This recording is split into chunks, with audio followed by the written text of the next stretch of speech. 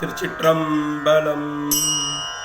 அடுத்தானை உரித்தானை அர்ஜுனர்க்கு பாசுபதம் கொடுத்தானை குளவரையே சிலையாக கூரம்பு.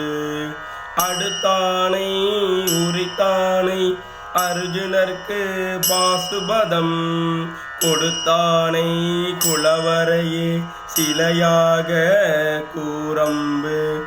கொடுத்தானை புறமெறிய சுனைமல்கு கைலாயம் எடுத்தானை தடுத்தானை என் மனத்தே வைத்தேனே.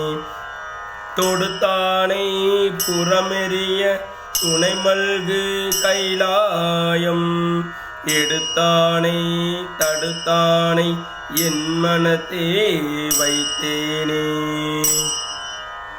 திருச்சிற்றம்பலம்.